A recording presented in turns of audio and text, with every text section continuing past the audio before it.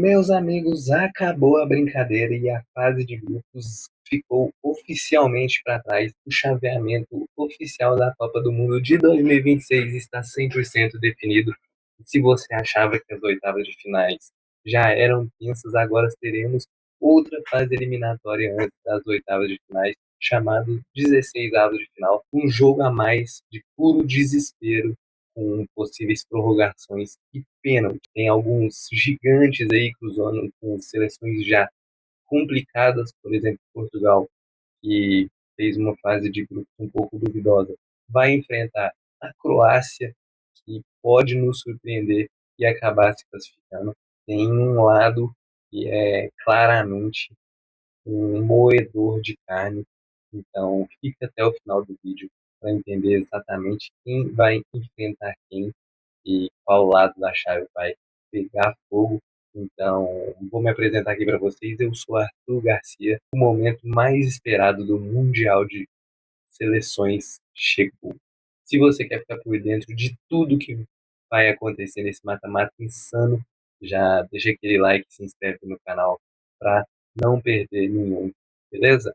Vamos começar entendendo o tamanho do monstro. É diferente de outras Copas que a gente cresceu assistindo, essa teve mais seleções, então tivemos 48 seleções, o que criou uma fase de mata-mata maior ainda, e se classificaram, além dos dois primeiros colocados, os oito melhores terceiros.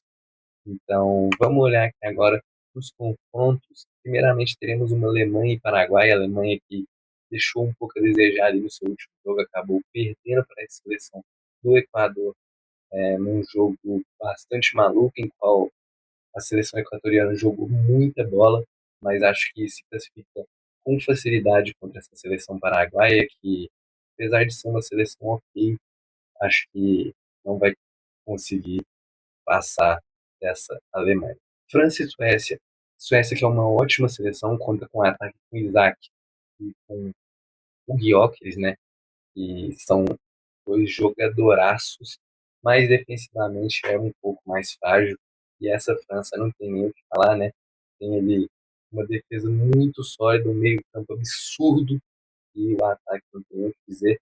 Olise, Mbappé e Dembélé, simplesmente um dos, na minha opinião, o melhor ataque dessa competição até o momento. A França acho que se classifica com facilidade e com isso possivelmente teremos um jogaço entre França e Alemanha já nas oitavas de final, meu amigo. E no jogo que acontecerá hoje, teremos África do Sul e Canadá. Na minha opinião, o Canadá se classifica contra essa seleção da África do Sul, tem nomes bastante relevantes para o cenário mundial, do futebol mundial hoje. Ele, o Alphonso Davies, ele, o Jonathan David, e eu acho a seleção canadense superior a essa seleção da África do Sul. Holanda e Marrocos, eu acho que junto com Portugal e Croácia são os jogos mais equilibrados que a gente vai ter nesse mata-mata de Copa do Mundo. Eu acho que será um jogaço esse Holanda e Marrocos. Acredito que a seleção holandesa seja favorita no momento, mas não consigo cravar quem vai se classificar nesse duelo, assim como Portugal e Croácia, que para mim Portugal chegou antes da gente ver essa fase de grupos como uma das principais seleções a, se, a ser favoritas a ser campeões dessa Copa do Mundo, mas fez uma fase de grupos bem duvidosa, empatou ali com a República do Congo, empatou com a Colômbia no último jogo, no qual a Colômbia eu acho que jogou foi bem melhor do que a seleção portuguesa e conseguiu vencer apenas um jogo ali contra o Uzbequistão, que é uma seleção fortíssima, acabou goleando o Uzbequistão por 5-0, mas esperava mais dessa seleção portuguesa, que vai enfrentar a Croácia, que também não fez uma grande fase de grupos, acabou ali perdendo para a Inglaterra também, acabou perdendo, empatando, se eu não me engano, deixa eu conferir, na verdade, não. Perdeu de 4-2 para a Inglaterra, venceu a seleção de Gana, sofrendo muito, principalmente para marcar os seus gols nesse jogo, inclusive. A Gana empata já no segundo, na metade do segundo tempo e a Croácia só consegue buscar a vitória aos 83 do segundo tempo já. Então, sofreu para vencer Gana, sofreu para vencer a seleção panamenha, que é uma seleção bem fraca, uma das mais fracas dessa Copa do Mundo, fez apenas um gol na seleção do Panamá. Então, para esse Portugal e Croácia, eu creio que Portugal se classifique. São duas seleções que a gente esperava mais nessa fase de grupos e acabaram nos surpreendendo negativamente, mas acredito que Portugal ainda seja favorito nesse confronto, assim como a Espanha é favorita contra essa Áustria. A Áustria que na fase de grupos, quando enfrentou uma seleção um pouco mais forte, que foi a seleção argentina, não conseguiu levar tanto perigo e sofreu muito defensivamente. Foi apenas um 2-0 para a Argentina, mas poderia ter sido facilmente um 3 ou um 4-0. Então, mesmo essa Espanha não demonstrando o futebol que a gente esperava, que é um futebol de favorita ser vencedora dessa Copa, assim como Portugal, ela nos decepcionou nesse primeiro momento, né? Venceu o Uruguai ali graças a uma falha do goleiro Muslera, goleou a Arábia Saudita, que decepcionou principalmente no empate contra a seleção de Cabo Verde, no qual levou até bastante perigo a meta do goleiro Vozinha, né? Mas não conseguiu furar esse bloqueio da defesa cabo-verdiana. Acredito que a Espanha se classifique aí nesse duelo também.